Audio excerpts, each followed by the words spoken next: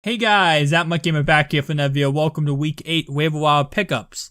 Let's start with quarterbacks. Number 1's going to be Ryan Fitzpatrick. This week he plays Cleveland, and what we saw last week was he got it going against Baltimore. He didn't turn the ball over. He played more conservative. He got the ball down the field to Brandon Marshall. Although he didn't, score any much points at all, it's because he came in for the injured Geno Smith.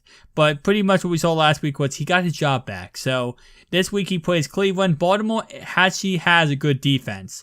Cleveland does not. So that means this week he should do great against Cleveland. Definitely give him a spec ad.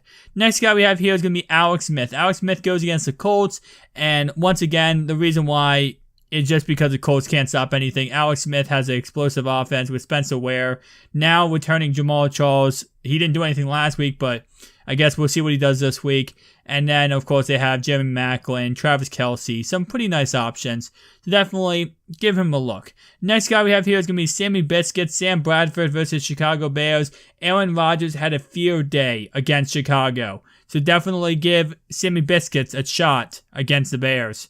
Next one's going to be Dak Prescott. Guys, I know Dak Prescott, you're like, whoa, Dak? What did he do last week? He had a bye last week, and I get it. A lot of people, when people have byes, they automatically just look away from that guy and go, I'm never touching him again. But, pick him up. He's been doing great this whole entire time that Romo's not in, and Romo's lost his job to Dak Prescott. Unless the Cowboys literally want to, poop the season, Dak Prescott is your future. Dak is going to cost nothing. Keep Dak in, and Dak is right now currently 5-1. So, our last player we're going to be looking at is going to be Colin Kaepernick. Now, I know a lot of people are like, oh, Colin Kaepernick, he's awful. Yeah, but Blake Bortles last year, he didn't look that great, right? But the fact of the matter is, he had so much garbage time, he was a fantasy relevant quarterback. And the reason why is because there's so much garbage time for the 49ers. Allen Hurns, Blake Bortles, and I know Blake Bortles is 10 times better than Colin Kaepernick, don't get me wrong, and Allen Robinson. But those three players thrive because of so much garbage time. We see this with Jameis Winston. Winston's amazing because of so much garbage time. Same thing with Colin Kaepernick.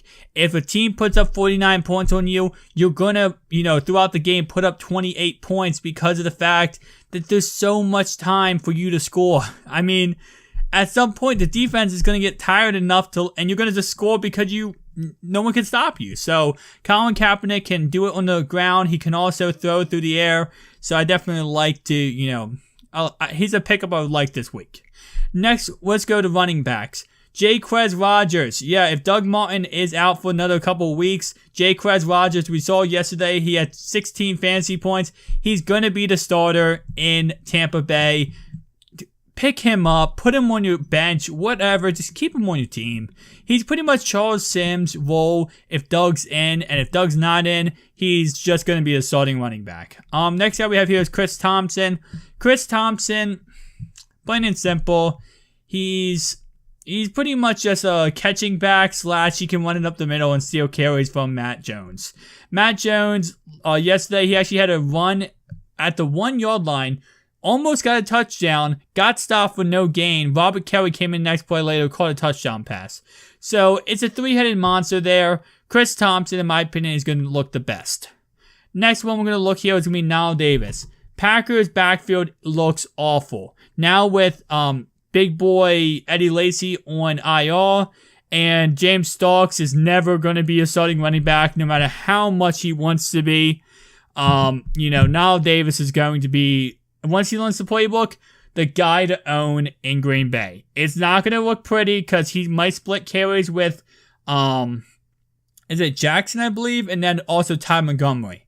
So that's going to be very interesting to see what can happen with that backfield. But if I had to be perfectly honest, I don't think you should own any of it. Michael Thomas is going to be our wide receiver rankings, wide receiver waiver wire pickups. Michael Thomas, plain and simple, any Saints wide receiver is just a must-add. Willie Snead, Michael Thomas, Brandon Cooks, any of them on your waiver wire, pick them up right now because all three when the Saints are at home, you start any Saints receiver. When the Saints are away, you bench any Saints receiver. Michael Thomas did do good yesterday, and Willie Snead did have like 77 yards. So don't get me wrong, they still did decent, but Drew Brees at home is amazing. And they play Atlanta they play them twice in the fantasy playoffs. One time, Drew's going to be at home. Dial up your Saints receivers. Next guy we have here is going to be Ty Montgomery. I just talked about him a little bit. Fact of the matter is, he's really utilizing this offense. And I don't think he's going to be a running back much longer because, Nile Davis and all those guys are going to come in and steal carries. But we saw last week he had some nice rushing yards and nice receiving yards. He's going to be very heavily utilized. Next guy we have here is going to be Cole Beasley. Give me the Bees because Bees and Dak love each other. Even when Dez is back, I still see Beasley as being a very, very good option because Dak loves his safe options and Cole Beasley is his safe option. Davante Adams. Yes, Davante, the guy who comes around every 7 or 8 weeks, has a good game. Everyone thinks, oh my God, Davante's back. And then he just falls to earth because we see he's not good.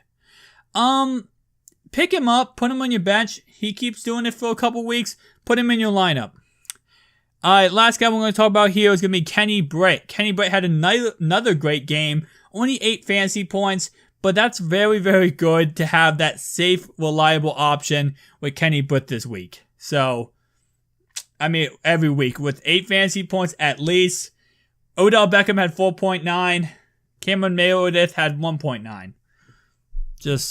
I don't know. At this point, you just gotta go with other safe options you can get. So, next one we're gonna talk about is gonna be tight ends. Jack Doyle. If Dwayne Allen misses a couple more weeks, Jack Doyle could be a great option. Vernon Davis, especially with Jordan Reed out, Vernon Davis is kind of like the must-add at that point. Cameron Brate.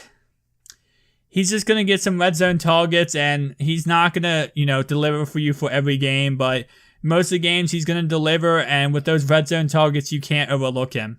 So that's pretty much it for the Week 8 waiver wire pickups, guys. Thank you so much for watching. If you like this video, hit that like button, subscribe to the channel if you're new, and join the GOAT list down below in the description. Peace out, guys.